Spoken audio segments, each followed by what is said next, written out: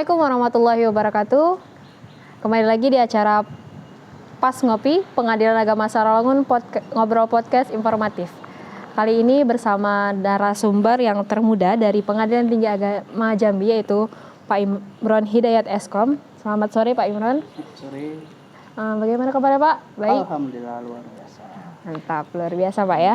Nah, untuk kanti-kanti Pas Ngopi yang belum kenal dengan Pak Imron ini merupakan salah satu staf Kasubag Keuangan dan Pelaporan dari Pengadilan Tinggi Agama Jambi. Dan beliau kelahiran dari Jambi di tanggal 13 Januari 1990, termasuk yang salah satu yang termuda lah ya Pak di PTA Jambi gitu.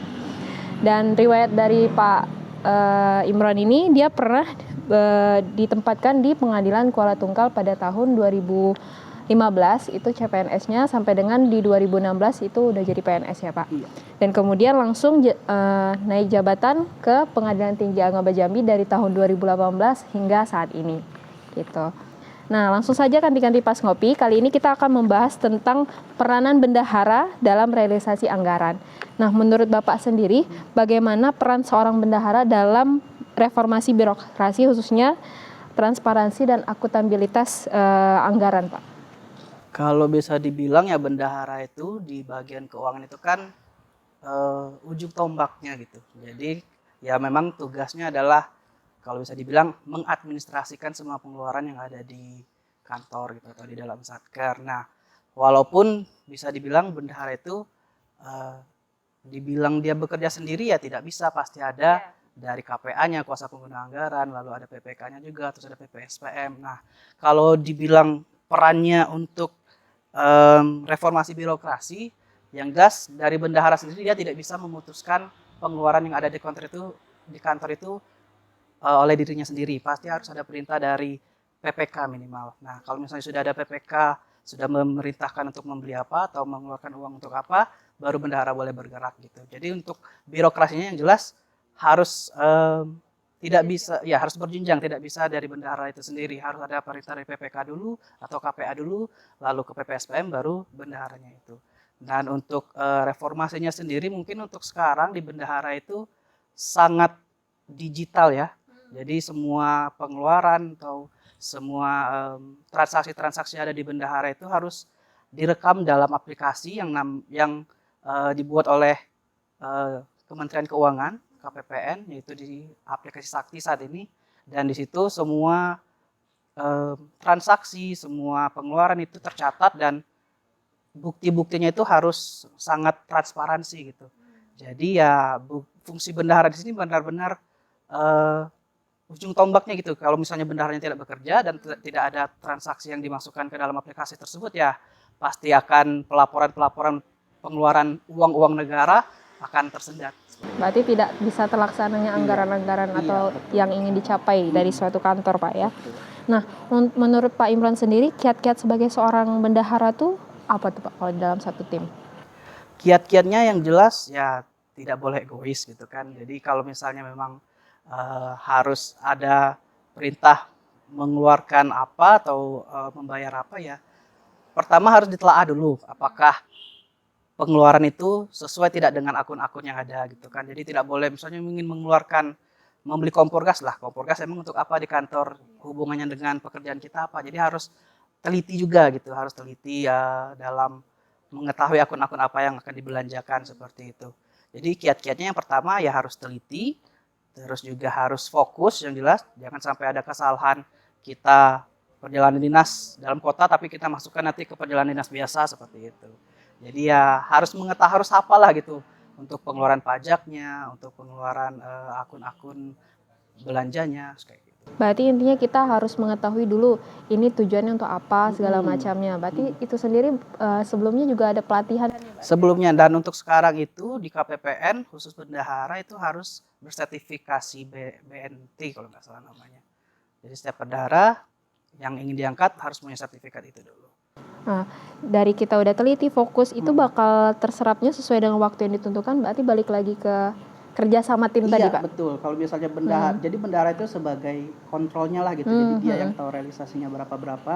Kalau misalnya udah dikira dalam akun ini kurang nih realisasinya, dilaporkan ke PPK, biar nanti PPK dan KPA ada rencana untuk kapan ingin mengeluarkannya. Nah, dalam merealisasikan anggaran itu sendiri Pak, ada nggak kendala tersendiri dari seorang bendahara? Kalau dalam kendala ya dalam tim juga ya yang pasti itu tadi kadang KPA-nya karena sulit mengatur waktu, kadang ada akun-akun yang lama realisasinya. Jadi kita karena KPPN pun dia udah ada capaian output namanya di situ. Dia memonitoring kira-kira akun mana yang jauh dari persentase target. Nah, nanti dia ditanyakan itu kira-kira kenapa seperti itu gitu. Jadi kalau dari kendalanya di situ tadi kadang ya PPK atau KPA itu kurang apa ya, kurang teratur atau kurang bagus untuk ya atau merencanakan pengeluarannya itu kurang bagus seperti itu. Jadi kadang ya kita bisa ditegur oleh KPPN karena realisasinya kurang atau bagaimana. Nah, itu untuk ke kantornya Pak. Kalau seandainya kendala atau keluhan dari internalnya, dari pegawainya misalnya ada yang melapor ke Bapak atau komplain terkait kok ini bisa berkurang nih dari punya saya gitu, segala macam rincian gaji atau segala macam gitu-gitu. Kalau di saya sendiri sih belum pernah, karena setiap kali sebelum pemotongan gaji, kalau misalnya ada pemotongan baru itu kita konfirmasi dulu ke pegawainya, Pak bulan depan atau Ibu bulan depan ada potongan ini loh Bu, jadi jangan kaget nanti kalau misalnya di gajinya kurang. Kalau ada paling ya 1-2 orang mungkin ada kesalahan lupa potong ataupun juga, dan biasanya kalau misalnya mereka sudah dibilang lupa potong ya kadang ada yang langsung kasih manual. Yang jelas sebelum pemotongan gaji yang baru, terutama ada potongan baru pasti dikonfirmasikan dulu. Berarti didata dulu semuanya baru kita ajukan gitu. Setelah itu pun juga nanti bakal ada seperti rincian langsung yang diberikan ke pegawai setiap gitu. bulan nanti ada slip gaji yang kita bikin untuk pegawai-pegawai. Nah, yang terakhir nih Pak, pesan dan harapan Bapak terhadap pengadilan agama dalam realisasi anggaran. Pesan untuk semua pengadilan agama terhadap realisasi anggaran itu. Baik itu tips and triknya segala macamnya. Betul. Kalau pesan yang jelas ya harus rajin-rajin ya, karena di bagian keuangan ini dia tidak bisa berjalan sendiri ya, ada organisasi-organisasi seperti KPPN, terus juga bank-bank. Nah, jadi ya harus kalau bisa komunikasi dengan KPPN, bank itu baik gitu. Jadi kalau misalnya ada kendala ataupun masalah bisa dikomunikasikan dengan mereka dan tahu solusinya bagaimana gitu. Lalu tips dan triknya ya harus kompak, harus fokus, rapi, karena ya kalau misalnya keuangan udah nggak rapi itu pasti bingung gitu, udah pasti kacau. Jadi harus rajin-rajin ngerapiin berkas-berkas keuangan. Data semuanya segala macamnya Pak. Apalagi sekarang udah era digital. Ya benar. Jadi semuanya itu pasti butuh bukti-bukti yang otentik. Oke, baik. Terima kasih Pak atas obrolan singkat pada hari ini. Semoga bermanfaat. Ganti-ganti pas ngopi bisa kita simpulkan nih bahwa fungsi dari bendahara itu adalah ujung tombak dari suatu organisasi, khususnya suatu kantor gitu. Nah, dapat kita simpulkan bahwa pesan dan harapan Pak Imron kepada kita semua, khususnya pengadilan agama dalam realisasi anggaran itu, pertama team working, di mana harus kompak, fokus, rapi, apalagi di zaman era digital. Dan yang kedua adalah komunikasi antara internal dan eksternal itu harus tetap dijaga.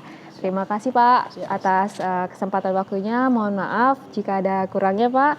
Saya selaku host pada hari ini mohon undur diri. Assalamualaikum warahmatullahi wabarakatuh.